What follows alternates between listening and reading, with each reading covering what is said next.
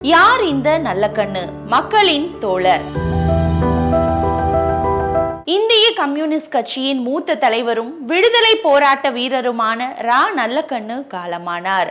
அவருக்கு வயது 101. மகத்தான அந்த அரசியல் தலைவரின் வாழ்க்கை வரலாற்றை சற்று சுருக்கமாக பார்ப்போம். எவருக்கும் கிட்டாத அரிய வாய்ப்பாக இந்திய கம்யூனிஸ்ட் கட்சியின் தொடக்க நாளான 1925 டிசம்பர் 26ஆம் நாள் நல்லக்கண்ணுவின் பிறந்த நாளாகும். கட்சி தோன்றிய நாளில் தோன்றிய ஒரே மனிதர் நல்லக்கண்ணுதான்.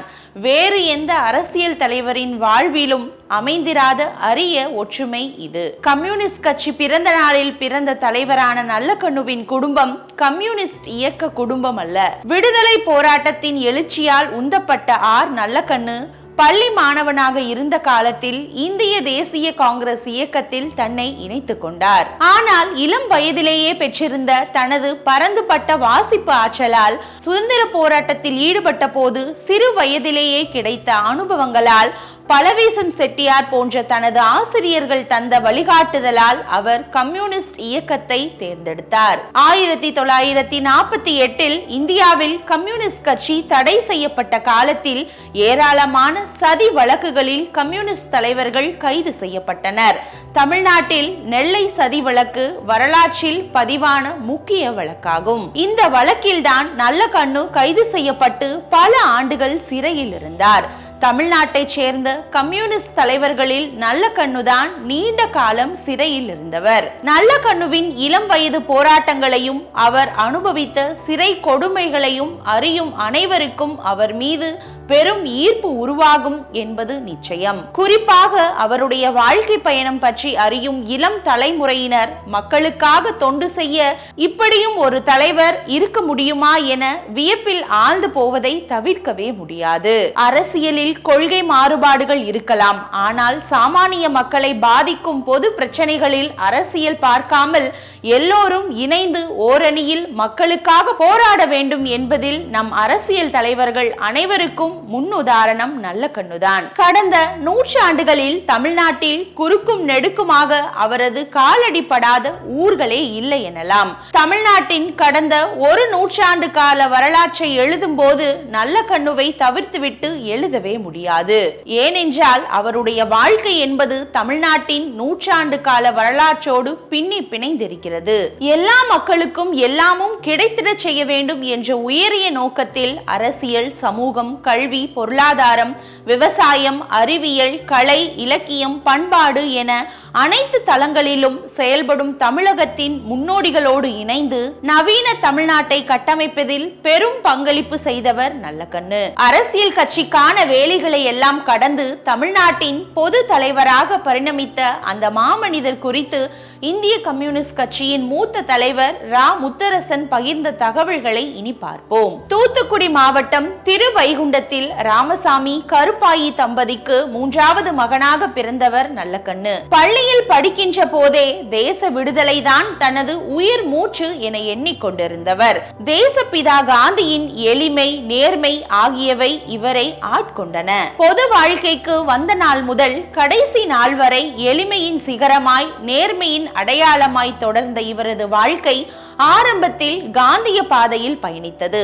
அதன் பின்னர் இந்திய கம்யூனிஸ்ட் கட்சி நடத்தி வந்த இயக்கங்களாலும் தோழர் ஜீவா பொதுக்கூட்டங்களில் ஆற்றிய உரைகளை கேட்டு நல்லக்கண்ணுவின் கவனம் இந்திய கம்யூனிஸ்ட் கட்சியின் பால் திரும்பியது.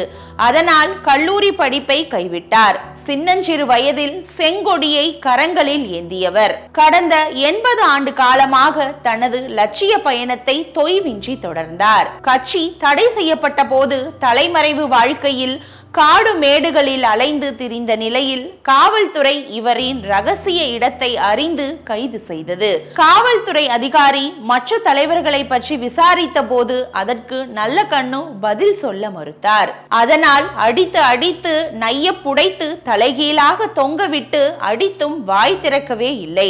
இனி என்ன செய்யலாம் என ஆழ்ந்து யோசித்த காவல் அதிகாரி இவருடைய மீசை ரோமத்தை ஒவ்வொன்றாக பிடுங்கி மகிழ்ந்தார். இருப்பினும் நல்லக்கண்ணு விடமிருந்து பதில் எதுவும் கிடைக்கவே இல்லை. காவல்துறையினர் ஜோடித்த பொய்யான நெல்லை சதி வழக்கில் பா. மாணிக்கம், கே. பாலதண்டாயுதம், வாத்தியார் ஜேக்கப் உள்ளிட்ட தலைவர்களோடு தோழர் நல்லகண்ணுவுக்கு ஆயுள் தண்டனை வழங்கப்பட்டது.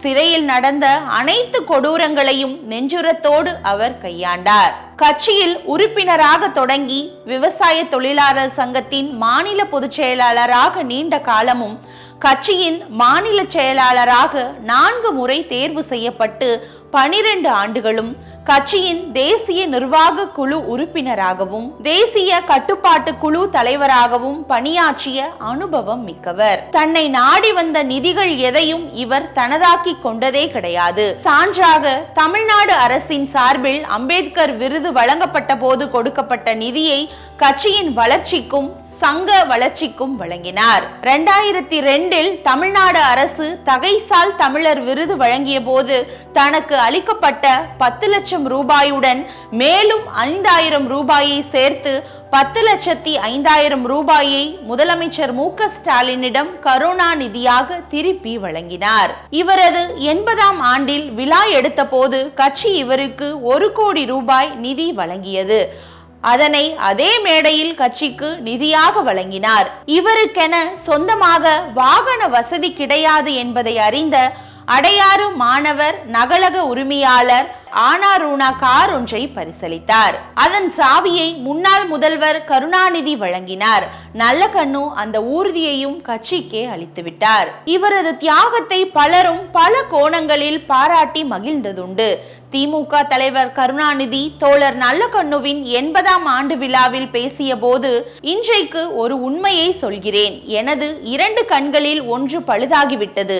ஒரு கண் பார்வைதான் உண்டு, மற்றொரு கண் நல்ல கண்ணு என்றும், என்னை விட 2 வயது இளையவர் என்றாலும் தியாகத்தால் என்னை விட மூத்தவர் என்று பெருமிதம் பொங்க பேசினார். பாஜக அணியில் திமுக இருந்தபோது திருச்சியில் பத்திரிகையாளர்கள் சந்திப்பில் நிருபர்கள் கருணாநிதியிடம், நீங்கள் பாஜக அணியில் இருந்து விலகி வர வேண்டும் என தொடர்ந்து நல்லகண்ணு பேசி வருகிறார், இது குறித்து உங்கள் பதில் என்ன என்று வினவிய போது கருணாநிதி சற்றும் தயக்கமின்றி நல்லகண்ணு எப்போதும் நல்லதைத்தான் சொல்வார் என்று தெரிவித்தார். தன் வாழ்நாள் முழுவதும் ஏழை எளிய மக்களுக்காக, உழைக்கும் மக்களுக்காக தன் வாழ்வை அர்ப்பணித்துக் கொண்டவர் தோழர் நல்லகண்ணு. தியாகத்தால் புடம் போட்ட தங்கம் என ஜொலித்தவர். மணல் கொள்ளையை எதிர்த்து உயர்நீதிமன்ற கிளையில் வழக்கு தொடுத்து தானே நீதிமன்றம் சென்று வாதாடி வெற்றியும் கண்டவர். பொது வாழ்வு என்பது பொழுதுபோக்கல்ல, எளிமையும் நேர்மையும் அர்ப்பணிப்பும் தியாகமும் நிறைந்ததாகும் என்பதை வாழ்ந்து காட்டியவர் தோழர் நல்லகண்ணு.